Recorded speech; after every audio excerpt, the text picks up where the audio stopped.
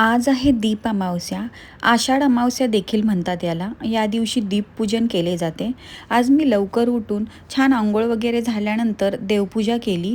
दीप अमावस्या हा हिंदू संस्कृतीतील अतिशय महत्त्वाचा आणि पवित्र सण आहे. या दिवशी घरातील सर्व दिव्यांची पूजा करून प्रकाशाचे स्वागत केले जाते आणि अज्ञानाचा अंधकार दूर करून ज्ञानाचा प्रकाश पसरवण्याची प्रार्थना केली जाते. माझी देवपूजा वगैरे झाल्यानंतर मी घरातील बाकी समई दिवे सगळे बाहेर काढून घेतले आणि पितांबरी लावून स्वच्छ केले आणि नंतर एका सुक्या कापडाने पुसून घेतले. इथे माझी सगळ्या दिव्यांची स्वच्छता झाली. ते मी कोरडे करून घेतले. त्याच्यानंतर मेन भाग येतो तो आजच्या दिवशी करायचं असतं ते म्हणजे आपल्या उंबरट्यावर हळदीचे लेपन. ते मी करून घेतले. या दिवशी हळदीचे लेपन करणे खूप शुभ मानले जाते, कारण उंबरट्यावर हळदीचे लेपन केल्याने घरात सुख समृद्धी येते आणि नकारात्मक ऊर्जा दूर होते. हळदीच्या प्रभावामुळे बाहेरील नकारात्मक शक्ती किंवा बाधा असेल ती घरात प्रवेश करत नाही असं मानलं जातं. आजच्या दिवशी कणकेच्या दिव्यांना खूप महत्त्वाचे स्थान आहे, म्हणून मी गव्हाच्या पिठाचे छान असे दिवे बनवून घेतले. ते छान वाफवून घेतले आणि इथे आपले दिवे तयार झाल्यानंतर मी देवासमोर अशी पूजा मांडून घेतली आणि अगदी साध्या पद्धतीने जेवढं मला जमेल त्या पद्धतीने इथे मी पूजा मांडलेली आहे.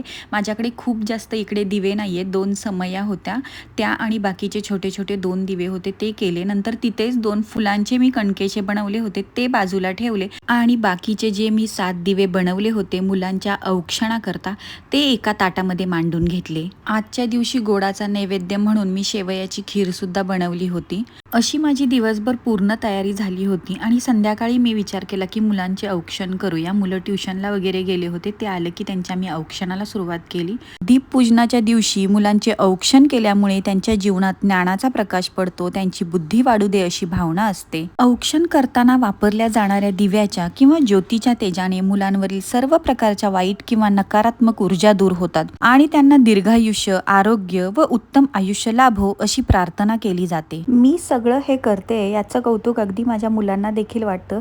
प्रत्येक गोष्टीचा ते अर्थ विचारत असतात आणि प्रत्येक सणाचं महत्त्व मी त्यांना सांगत असते. आजही मी त्यांना औक्षण करता करता प्रत्येक गोष्ट सांगत होते. प्रत्येक गोष्ट जी बोलत होते ते कौतुकाने ऐकत होते, बघत होते आणि सगळ्याचं महत्त्व जाणून घेत होते आणि मला हे बघून खूप जास्त आनंद झाला.